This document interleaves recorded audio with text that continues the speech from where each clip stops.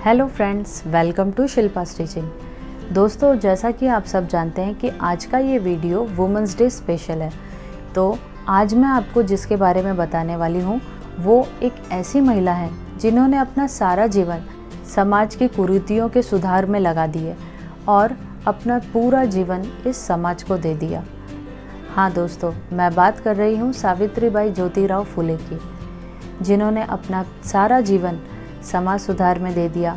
और इतना ही नहीं, वो भारत की पहली महिला शिक्षिका भी बनी। लेकिन पहली महिला शिक्षिका बनने में उन्हें कई कठिनाइयों, कई समस्याओं का सामना करना पड़ा था। सावित्रीबाई का महिला शिक्षिका बनने तक का सफ़र कितना कठिन रहा होगा, कितनी समस्याओं का, कितनी रुकावटों का उन्हें सामना करना पड़ा होगा।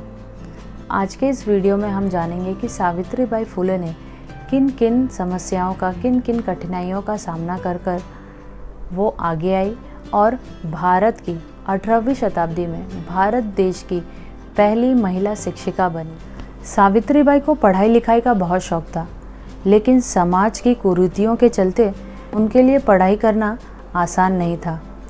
एक बार की बात है, सावित्रीबाई जब छोटी थी तो उन्होंने एक पुस्तक अपने हाथों में ली और वो उस पुस्तक के पन्नों को पलटने लगी और पढ़ने की कोशिश करने लगी। और ये सब उनके पिताजी दूर से देख रहे थे और उन्हें ये बात अच्छी नहीं लगी। वो उनके पास गए और बुक उनके हाथों से छीन ली और कहा कि तुम यहाँ से जाओ, ये तुम्हारे लिए नहीं है। बस वो दिन था, वो शब्द थे, वो वाक्य थे और वो बातें सावित्रीबाई को इतनी गहराई तक दिल में लगी कि बस उन्होंने ठान लिया कि क्यों मैं पढ़ क्यों नहीं सकती। क्या बेटियों के लिए पढ़ना गलत है? क्या बेटियां सिर्फ चूल्हा चौका करने के लिए ही बनी हैं? तो बस उस दिन से उन्होंने ठान लिया कि वो तो पढ़ेंगी ही साथ समाज की हर एक बेटी को भी पढ़ाएंगी। अज्ञानता से भरे हुए समाज को बदलना इतना आसान नहीं था सावित्रीबाई के लिए, लेकिन उन्होंने पीछे मुड़कर देखना स्वीकार नहीं किया। वो तो बस अपने साहस से ज्ञान का प्रकाश भरना चाहती थी पूरे समाज में, बेटियों को पढ़ाकर, शिक्षित कर कर। अरे तो मास्टर नहीं है, अरे चलो आई आई आई आई आई आई मास्टर नहीं आई। ये ले आ गई फिर पढ़ाने। ए चल तू जा अंदर, कहीं इसकी मनुष्य छाया का असर तुझ पर न पड़े। पढ़ लिख कर क्या करेगी?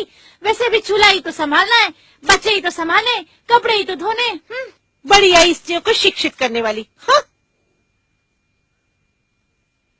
हाँ?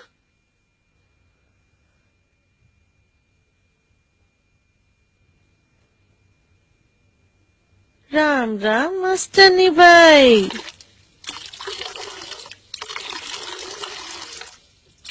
सासूबाई, ओ सासूबाई, क्या है?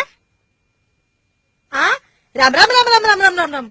अरे क्यों बहका रही हो हमारे बाल बच्चों को? उस फूले ने तो तुझे छोड़ दिया पढ़ा लिखा कर ज्ञान बांटने को, और तू मुंह उठाकर चली आई बेशरम कहीं की। औरत जात पर कलंक हो कलंक, तेरी तो अकल पर ही गोबर पड़ा है।